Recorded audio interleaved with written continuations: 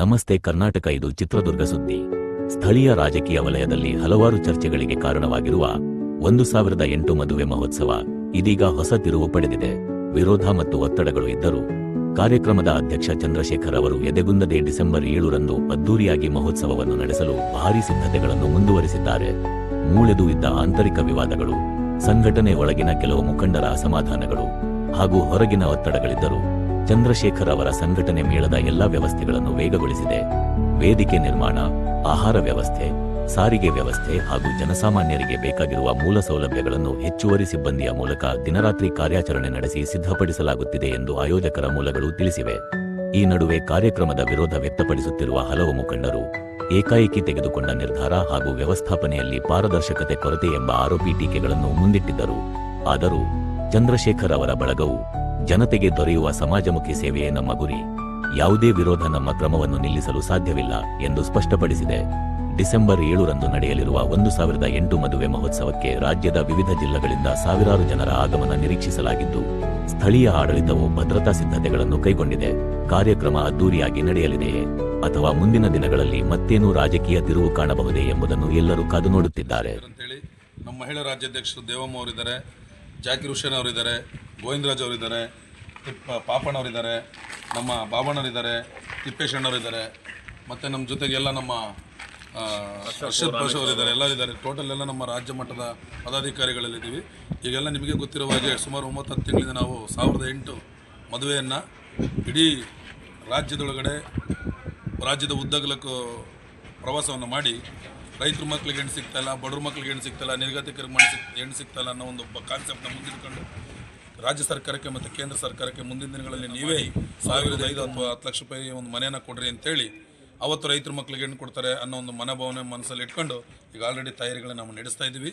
ಇವತ್ತು ಡಿಸೆಂಬರ್ 7ನೇ ತಾರೀಕು ಮದುವೆ ಇದೆ. ಈಗ ಆಲ್ರೆಡಿ ನಮಗೆ 1008ಕ್ಕಿಂತ ಜಾಸ್ತಿ ಜೋಡಿಗಳು ಬಂದಿದೆ.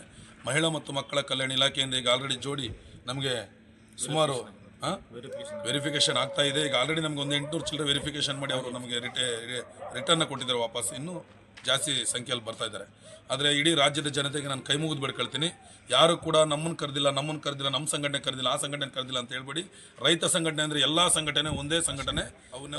ನೀರು ನೆರಳು ಬಿಡಬಾರ್ದು. ಯಾರೇ ಸಂಘಟನೆ ಇರಲಿ, ಯಾರೇ ವ್ಯಕ್ತಿಗಳಿರಲಿ, ಕರೆದ್ರು ಕರೀಲಿಲ್ಲ ಅಂದರು ದಯಮಾಡಿ ನಾನೇನಾದ್ರು ಕರೀಲಿಲ್ಲ ಅಂದರೆ ನನಗೆ ಕ್ಷಮಿಸಿ. ಯಾರಿಗೂ ಕೂಡ ವೈಯಕ್ತಿಕವಾಗಿ ಕರೆಯೋಕ್ಕೆ ಟೈಮ್ ಇಲ್ಲ ನನಗೆ, ಯಾಕಂದರೆ ನಾನು ಈ ತಯಾರಿಗಳನ್ನು ಮಾಡೋದ್ರಲ್ಲೇ ಬ್ಯುಸಿ ಆಗಿಬಿಟ್ಟಿದ್ದೀನಿ. ನನ್ನಿಂದ ಏನಾದರೂ ನಿಮ್ಮನ್ನು ಕರಿಬೇಕಾದ್ರೆ ಕರೀದಲ್ಲಿ ನಿಮ್ಗೆ ಏನಾದರೂ ನನ್ನಿಂದ ತೊಂದರೆ ಆಗಿದ್ದರೆ, ಎಸ್ಪೆಷಲಿ ಚಿತ್ರದುರ್ಗದ ಎಲ್ಲ ನನ್ನ ರೈತ ಪರ ಸಂಘಟನೆ, ದಲಿತರ ಪರ ಸಂಘಟನೆ, ಕನ್ನಡ ಪರ ಸಂಘಟನೆ, ಹಿಂದುಳಿದ ಪರ ಸಂಘಟನೆ, ಅಲ್ಪಸಂಖ್ಯಾತರ ಸಂಘಟನೆ, ಪ್ರತಿಯೊಂದು ಸಂಘಟನೆಯವರಿಗೆ ನಾನು ಮನವಿಯನ್ನು ಏನು ಮಾಡ್ಕೊಳ್ತೇನೆ ಅಂದರೆ, ಇದು ನಿಮ್ಮ ಜಿಲ್ಲೆ ಒಳಗಡೆ ಬಂದು ಆಲದ ಮರ ಅಂತೇಳಿ ನಿಮ್ಮ ಜಿಲ್ಲೆಯಲ್ಲಿ ನಾನು ಕೂತ್ಕೊಂಡಿದ್ದೀನಿ. ಯಾವುದೇ ಕಾರಣಕ್ಕೆ ಕೆಟ್ಟದಾಗಬಾರ್ದು.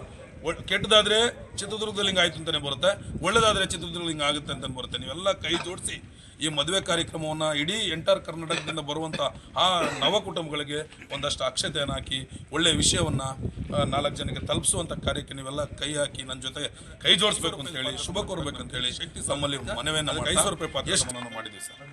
ಜೊತೆಗೆ ತಾಳಿ ಕೊಡ್ತಾ ಇದ್ದೀವಿ, ಜೊತೆಗೆ ಕಾಲುಂಗ್ರ ಕೊಡ್ತಾ ಇದ್ದೀವಿ, ಜೊತೆಗೆ ಬಟ್ಟೆ ಕೊಡ್ತಾ ಇದ್ದೀವಿ, ಜೊತೆಗೆ ಊಟ ಕೊಡ್ತಾ ಇದ್ದೀವಿ. ಇನ್ನೆಲ್ಲ ಎಷ್ಟೇ ಜನ ಬಂದರೂ ಕೂಡ ಊಟದ ವ್ಯವಸ್ಥೆ ಇರುತ್ತೆ ಸರ್. ಯಾರ್ಯಾರು ಬರ್ತಾರೆ ಸರ್ ಕಾರ್ಯಕ್ರಮಕ್ಕೆ? ಸರ್, ಇದು ಈ ಕಾರ್ಯಕ್ರಮದ ಮುಂದಾಳತ್ವವನ್ನು ವಹಿಸ್ಕೋಬೇಕಾಗಿದ್ದು ನಮ್ಮ ಶೃಂಗೇರಿ ಮಠದ ಭಾರತೀ ತೀರ್ಥ ಮಹಾಸನ್ನಿಧಾನ ನಮ್ಮ ಶಿಷ್ಯರಾದ ವಿಧುಶೇಖರ ಭಾರತಿಯವರು.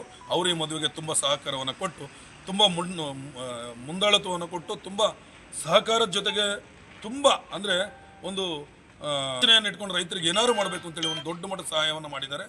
ಜೊತೆಗೆ ಅವ್ರು ಬರ್ತಾರೆ ಸರ್. ವೀರೇಂದ್ರ ಹೆಗಡೆ ಅವರು 1008 ತಾಳಿಯನ್ನು ಕೊಡ್ತಿದ್ದಾರೆ.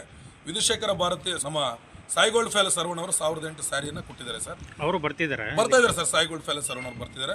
ಮುಖ್ಯಮಂತ್ರಿಗಳು ಕೊಟ್ಟಿದ್ದೀವಿ, ಮತ್ತು DCM ಕೊಟ್ಟಿದ್ದೀವಿ, ವಿಜೇಂದ್ರ ಅವ್ರಿಗೆ ಕೊಟ್ಟಿದ್ದೀವಿ, ಆಮೇಲೆ ಕುಮಾರಣ್ಣವ್ರಿಗೆ ಕೊಟ್ಟಿದ್ದೀವಿ, ಬಸವರಾಜ ಬೊಮ್ಮಾಯಿ ಎಲ್ಲರಿಗೂ ಕೊಟ್ಟಿದ್ದೀವಿ ಸರ್. ಬನ್ನಿ ಅಂತ ಹೇಳಿದ್ದೀವಿ, ಬರ್ತೀವಿ ಅಂತ ಹೇಳಿದ್ದಾರೆ. ಯಾಕಂದರೆ ಇಂಥ ಕಾರ್ಯಕ್ರಮಕ್ಕೆ ಬರಲ್ಲ ಅಂದರೆ ಇಂಥ ಕಾರ್ಯಕ್ರಮಕ್ಕೆ ಬರ್ಬೇಕು ಸರ್. ನಾವೇನು ಅವ್ರ ಹತ್ರ ಏನು ದೇಣಿಗೆ ಕೇಳಿಲ್ಲ, ಏನು ಕೇಳಿಲ್ಲ. ಆದರೆ ದಯಮಾಡಿ ಈ ಮದುವೆಗೆ ಬರಬೇಕು. ಯಾಕೆಂದರೆ ರೈತ ಕುಟುಂಬಗಳ ಕಲ್ಯಾಣೋತ್ಸವ ಮಾಡ್ತಾ ಇದ್ದೀನಿ.